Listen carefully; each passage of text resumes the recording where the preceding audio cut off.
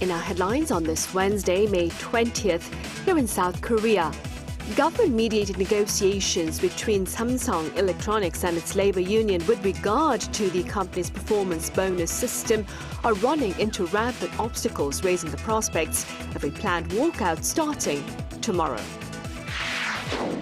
Here in South Korea, earlier on Tuesday, President Lee Jae-myung and Japanese Prime Minister Sanae Takaichi agreed to advance practical partnership in maintaining the flow of supply chains, including those related to energy.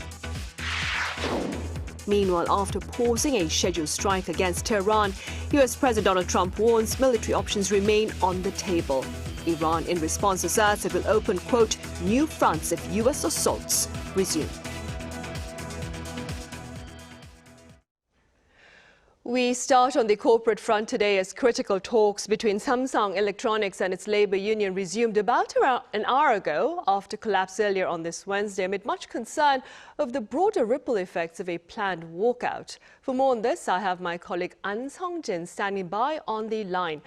Sung-jin, what's the latest at your end? Right, Sunny. So let's go over the current ongoing situation. Samsung Electronics and its labor union have continued marathon negotiations this afternoon around 4 p.m. During what was thought to be a final round of talks that took place at 10 a.m. this morning, expectations for a dramatic breakthrough had remained high as both sides attempted to narrow differences over compensation and bonus demands. The union had accepted the mediation proposal, but management withheld its decision and declined to sign the agreement, ultimately causing mediation talks to collapse. Just as you mentioned, little over an hour ago, Labor Minister Kim Young-hoon stepped in to continue mediation talks, highlighting the government's growing concern over the potential economic impact of a full-scale strike. The ministry declined to confirm whether it is considering invoking emergency arbitration powers, which could suspend strike action in industries deemed critical to the national economy. But, Sunny, as we can see, officials continue to stress that dialogue remains the preferred solution. The chair of the National Labor Relations Commission dismissed speculation over emergency intervention earlier today, downplaying the likelihood of immediate government action.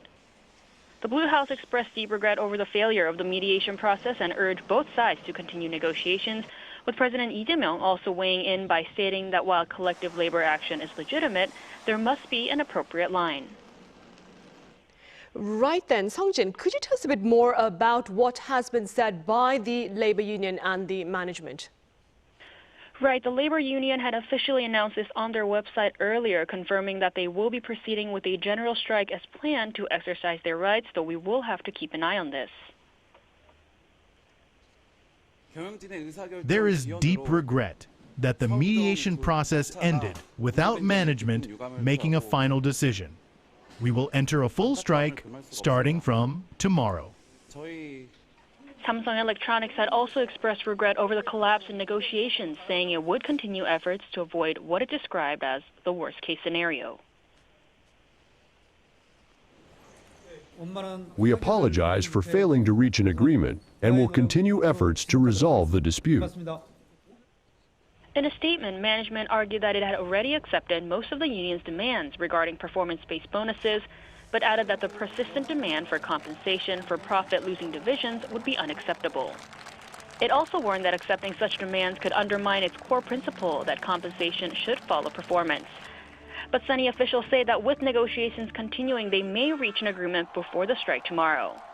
That's all I have for now, but I will be back with updates for our later newscast. All right, Sung-jin, thank you for the latest with regard to the labor management talks over bonuses at Samsung Electronics. Now, also in related news, prospects of a planned walkout at Samsung Electronics rattled the Korean stock market. In fact, Samsung shares tumbled over 4% at one point during trade on this Wednesday before regaining ground to end up 0.1%. The benchmark Kospi lost 0.8% from its session on Tuesday to close at 7,208.9. Pundits believe the local bourse will remain volatile amid efforts to ensure an amicable settlement over bonuses at Samsung Electronics. Back on Tuesday, we brought you live coverage of President Lee Jae-myung playing host to Japanese Prime Minister Sanae Takaichi in his hometown of Andong. In this following report, our Yoon Jung-min shares with you a recap of that summit aimed at fueling friendship and promoting practical partnership. To take a listen. The South Korean president himself received his Japanese guest in his hometown of Andong, along with traditional honor guards.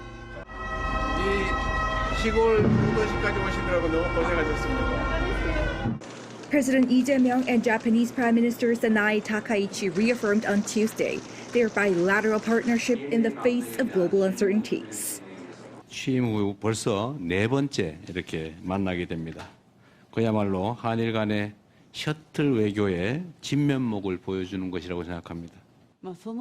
I believe it's very important that we continue developing good relations between Japan and Korea through the leadership of you, Mr. President, and me to play a pivotal role for a stable Indo-Pacific. The leaders have agreed to strengthen cooperation on supply chains and energy supply amid instability in the Middle East. 양국 간 LNG 협력을 확대하는 한편 원유 수급 및 비축과 관련한 정보 공유와 소통 채널 또한 심화해 나가기로 하였습니다. We agreed upon strengthening bilateral energy security, including energy supply and a swap arrangement on crude oil, petroleum products, and LNG. The two leaders also reaffirmed the importance of the trilateral cooperation with the U.S. President Lee also called for South Korea, Japan, and China to cooperate and seek areas of common interest. On historical issues, they agreed on specific procedures for DNA analysis of the remains excavated from Chosei coal mine in Japan, where Korean forced laborers were killed when the mine flooded in 1942. Also discussed was regional peace and security, including North Korea.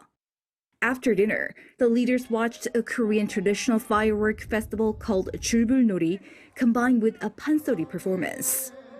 The Blue House says the welcome for Takaichi has been arranged to match the level of a welcome for a state guest, hoping it'll serve as an opportunity for the two leaders to further strengthen their personal bond and trust. Yoon Jung-min, Arirang News, Andong. In other news now, after pausing a scheduled strike against Tehran, U.S. President Donald Trump renews his threats, warning that military options remain on the table. Our Lee Seung-jae has the latest. U.S. President Donald Trump said Tuesday that the United States may still strike Iran if negotiations fail, warning that military action could come within days. Speaking at the White House, Trump said he had been about an hour away from approving an attack before postponing it following a new proposal from Tehran aimed at ending the recent U.S.-Israeli conflict. I was an hour away. We were all set to go. Yeah, it was all done. The boats, the ships are all loaded. They're loaded to the brim, and we were all set to start. Trump said Iran's leaders are pushing for a deal, but stressed Washington remains prepared to act militarily if talks break down. He also revealed that Chinese President Xi Jinping promised during their summit last week that Beijing would not provide weapons or military equipment to Iran. According to Axios, Trump met with his national security team on Monday evening to review military options. The report said several Arab leaders urged caution, warning that Iranian retaliation could threaten regional oil facilities and infrastructure. Meanwhile, Iran's latest proposal reportedly calls for an end to hostilities across the region, the withdrawal of U.S. forces from areas near Iran, sanctions relief, and the release of frozen Iranian assets. Iran also says Washington has shown more flexibility on allowing limited peaceful nuclear activity under international supervision, though the United States has not confirmed any concessions in the talks. Lee Seung-jae, Arirang News. A Korean oil tanker has begun exiting the Strait of Hormuz after related talks between Seoul and Tehran. Speaking at the National Assembly Foreign Affairs and Unification Committee on this Wednesday, Foreign Minister Cho Hyun said the vessel set sail the day prior and was transiting the strait cautiously with some 2 million barrels of crude oil. The HMM-operated tanker Universal Winner had earlier been stranded near Qatar. Seoul says no fee has been paid to Tehran for this transit. Similar talks meanwhile continue as 25 South Korean-linked ships remain stranded in the strait. Also, at the same committee session, Foreign Minister Cho rejected any relation between the recent strike on the Korean cargo ship HMM Namu and the review here of partaking in the U.S.-led Project Freedom campaign. Seoul and Washington will launch bilateral working groups in the near future, including those to put into action South Korea's ambitions for nuclear-powered submarines. Our foreign affairs correspondent Oh Soo-young reports. Korea and the United States will soon launch working groups to implement key agreements on civil nuclear cooperation and nuclear-powered submarines, as agreed between Presidents Lee Jae-myung and Donald Trump last year. Seoul's Foreign Ministry said on Wednesday that the U.S. Undersecretary of State for Political Affairs Allison Hooker plans to lead a U.S. delegation to Korea in the coming weeks. This follows talks with First Vice Foreign Minister Park Yun-joo in Washington on Tuesday local time. The U.S. State Department said this would be an interagency delegation to launch bilateral working groups aimed at implementing understandings reached during Trump's visit to Korea last October. Those understandings were outlined in a joint fact sheet spanning both economic and security cooperation. On the security side, the allies are looking to advance major strategic projects, including Seoul's development of nuclear-powered submarines and greater rights over civilian uranium enrichment and spent nuclear fuel reprocessing for peaceful purposes. According to materials submitted by the Defense Ministry on Wednesday to the National Assembly, the Navy has formally asked the Joint Chiefs of Staff to approve operational requirements for nuclear-powered submarines, including capability targets, force size and deployment timelines. A broader government plan is also expected later this month, setting out construction principles and non-proliferation guidelines. At Tuesday's meeting, Park and Hooker also discussed ways to further develop the Korea-US alliance, with Washington reiterating its commitment of extended deterrence to Seoul. The talks also touched on economic cooperation and regional security issues. Both sides reaffirmed the importance of freedom of navigation through the Strait of Hormuz and other international waterways, as instability in the Middle East keeps pressure on global supply routes. Park also briefed US officials on this week's Korea-Japan summit in Andong, reaffirming Seoul's push for stronger ties with Tokyo and trilateral cooperation with Washington. Park earlier met with Andrew Baker, a senior White House National Security Council official. Seoul says both sides backed close coordination on joint fact sheet consultations, while also discussing the recent US-China summit, Korean Peninsula issues, and the Middle East. Oh Soo-young, Arirang News.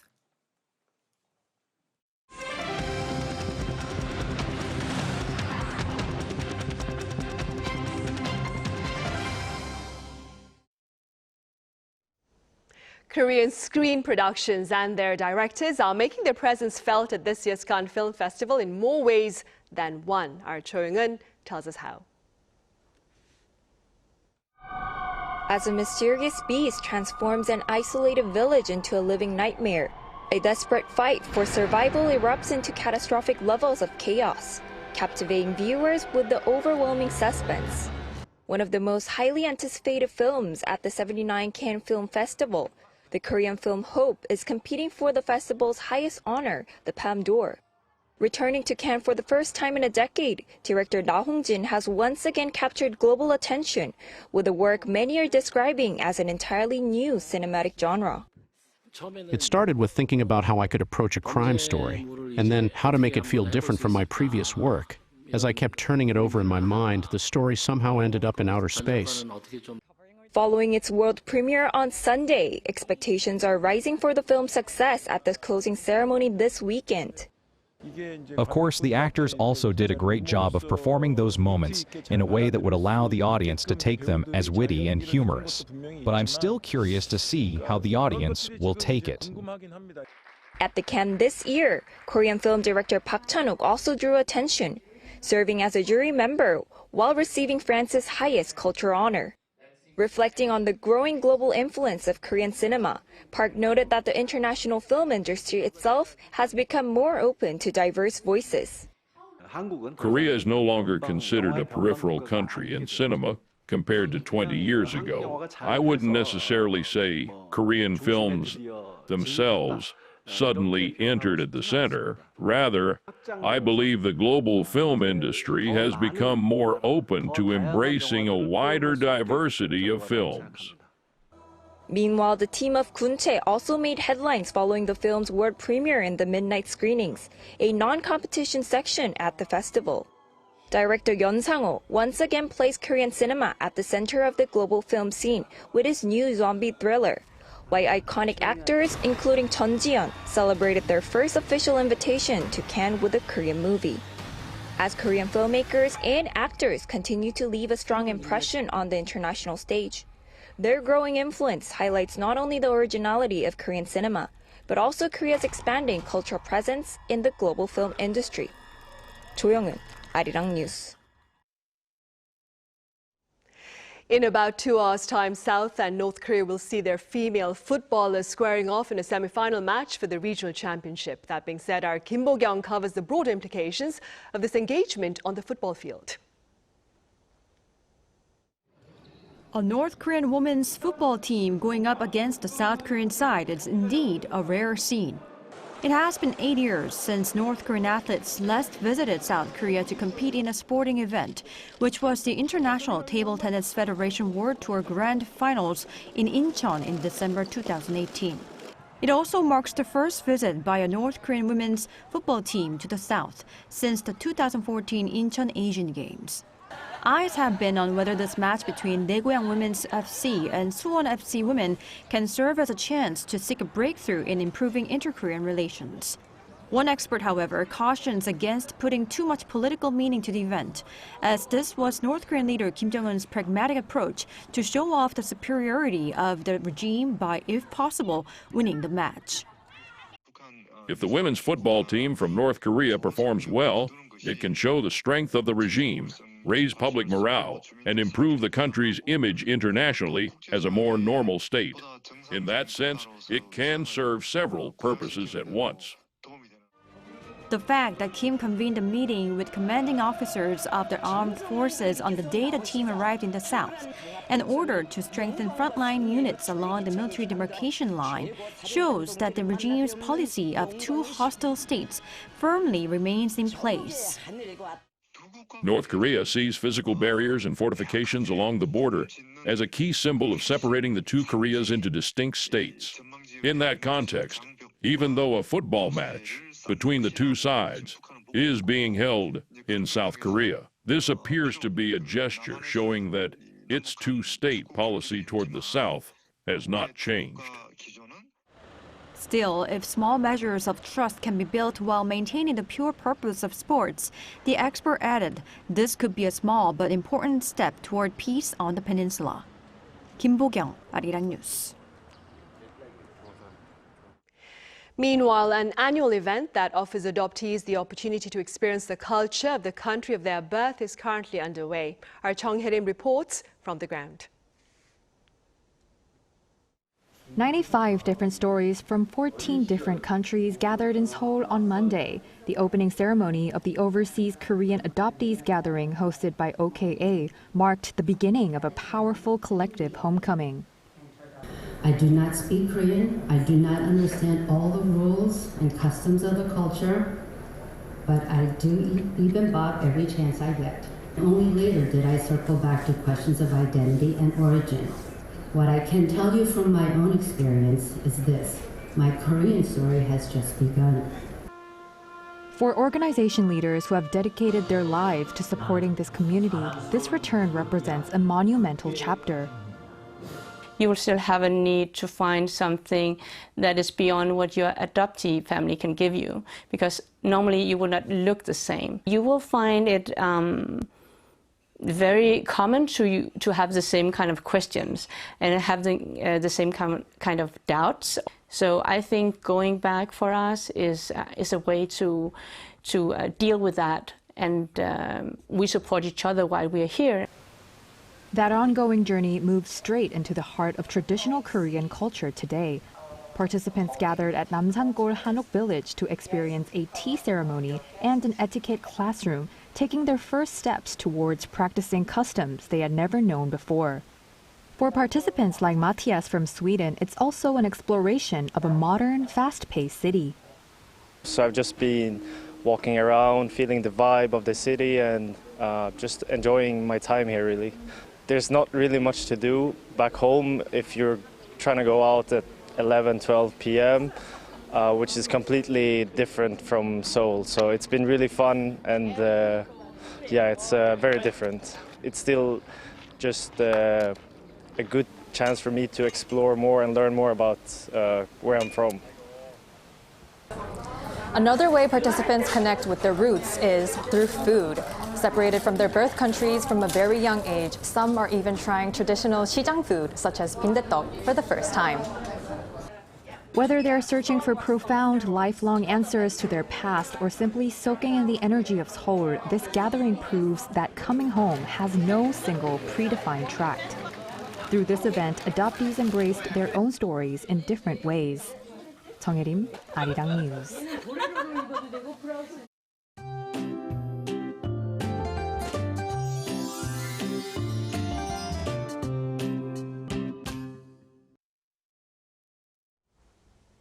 A broad band of rain is covering much of the country at the moment. Through tomorrow, mountainous areas of Jeju Island could see more than 120 millimeters of rain, while the southern coast may receive over 80. Inland areas across the central regions are also expected to pick up between 30 and 80 millimeters. A heavy rain advisory is in effect for the south coast and the mountainous areas of Jeju Island, so extra caution is needed. Strong winds will accompany the rain as well. Nationwide wind gusts could reach around 15 meters per second, so please take care. The rain has cooled down the unusually early summer heat. Seoul's daytime high will stay around 20 degrees Celsius, remaining below the seasonal average and feeling quite cool throughout the day. But once it clears, temperatures are expected to rise again on Friday. Tomorrow, Seoul will start the day at 16 degrees, Chuncheon at 14 degrees, Busan at 19 degrees. Then by the afternoon, Seoul will get up to 20 degrees, Daejeon at 22 degrees, Daegu at 23 degrees.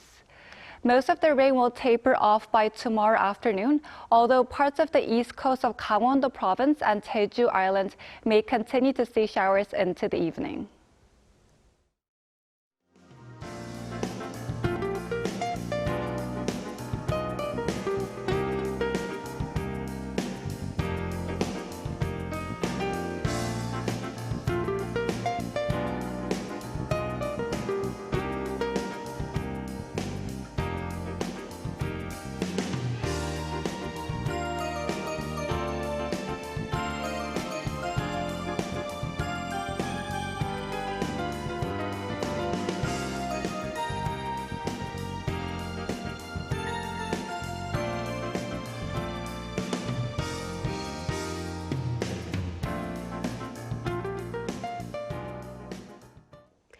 Those are the headlines at this hour here in South Korea. As always, thank you for watching.